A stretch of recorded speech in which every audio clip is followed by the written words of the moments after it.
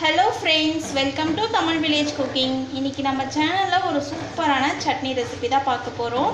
இது வந்து பாத்தீங்கன்னா தோசை, இட்லி, பனியாரம் இது எல்லாத்துக்குமே தொட்டுக்கலாம். ரொம்பவே டேஸ்ட் நல்லா இருக்கும். அதே இல்லாம பாத்தீங்கன்னா வெங்காயம், தேங்காய் சேர்க்காம நம்ம வந்து ஒரு சூப்பரான காரசாரமான சட்னி ரெசிபி தான் வந்துட்டு இன்னைக்கு பார்க்க போறோம். வாங்க நம்ம வீடியோக்குள்ள போய் இந்த சூப்பரான சட்னி ரெசிபியை எப்படி செய்யணும்னு பார்க்கலாம். சுவையான செட்டிநாடு கார சட்னி செய்யறதுக்கு தேவையான பொருட்கள் இன்றைக்கி நான் வந்து 3 தக்காளி எடுத்திருக்கேன். அதை வந்து இந்த மாதிரி ரெண்டாக கட் பண்ணி வச்சுருக்கேன். கார சட்னிக்கு வந்து எப்பயுமே இந்த மாதிரி நல்லா கனிஞ்ச தக்காளி, அதாவது ரெட்டிஷாக இருக்க தக்காளி எடுத்துக்கிட்டோம் அப்படின்னா டேஸ்ட் வந்து நல்லாயிருக்கும். அதே மாதிரி 7லேருந்து 8 பல் வந்து வெள்ளைப்பூண்டு பல் எடுத்திருக்கேன்.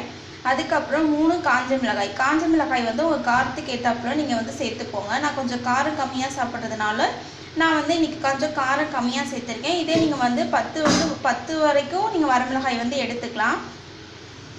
1/2 டீஸ்பூன் கடுகு, 1/2 டீஸ்பூன் உளுந்தம்பருப்பு. இந்த சட்னிக்கு பார்த்தீங்கன்னா நல்லெண்ணெய் தான் நல்லா டேஸ்ட்டை கொடுக்கும். அதனால நான் இன்றைக்கி வந்து நல்லெண்ணெய் சேர்த்துருக்கேன்.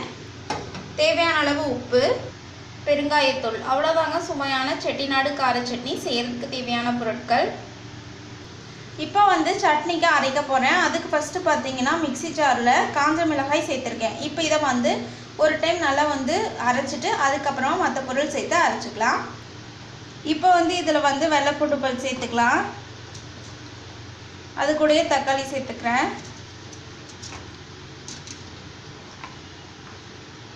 தேவையான அளவு உப்பு சேர்த்துக்கலாம். இப்போ வந்து இதில் பெருங்காயத்தூள் சேர்த்துக்கலாம். இதை அரைச்சி நல்லா சட்னி பதத்துக்கு எடுத்துக்கலாம்.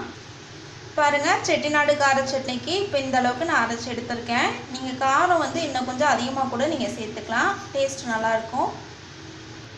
இப்போ வந்து நம்ம சட்னிக்கு தாளிச்சிடலாம். அதுக்கு நான் கடாயை வச்சு ஒரு கரண்டி அளவுக்கு நல்லெண்ணெய் சேர்த்துக்கிறேன். இந்த சட்னிக்கு வந்து நல்லெண்ணெய் தான் நல்லா டேஸ்ட்டை கொடுக்கும்.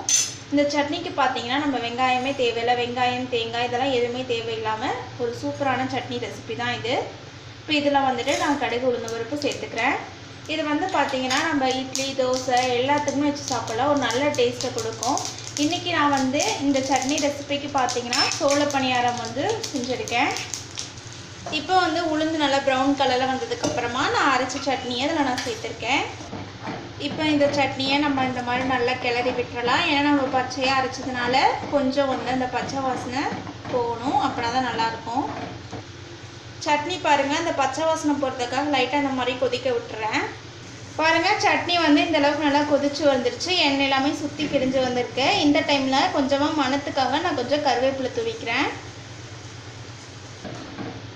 ஒரு டைம் நல்லா இந்த மாதிரி கிளறி விட்டுறலாம். அவ்வளோதாங்க, சுவையான செட்டிநாடு கார சட்னி சூப்பராக ரெடி ஆகிடுச்சு. இந்த சட்னி ரெசிபியை உங்கள் வீட்டு கிச்சன்லேயும் மறக்காமல் ட்ரை பண்ணி பாருங்கள். இதே மாதிரி நிறைய சட்னி வெரைட்டிஸ் எங்கள் சேனல்லையும் போட்டிருக்கோம். அதுவும் நீங்கள் ட்ரை பண்ணி பாருங்கள். டேஸ்ட் எல்லாமே சூப்பராக இருக்கும். எங்கள் தமிழ் வில்லேஜ் குக்கிங் சேனலை லைக் பண்ணுங்கள், கமெண்ட் பண்ணுங்கள், சப்ஸ்கிரைப் பண்ணுங்கள். அப்படியே கூட இருக்கக்கூடிய பெல் ஐக்கானையும் ப்ரெஸ் பண்ணிடுங்க. அப்போ தான் நாங்கள் போடுற வீடியோஸ் உங்களுக்கு உடனே வந்து சேரும். இந்த வீடியோ உங்களுக்கு பிடிச்சிருந்தா ஷேர் பண்ணுங்கள். தேங்க்யூ.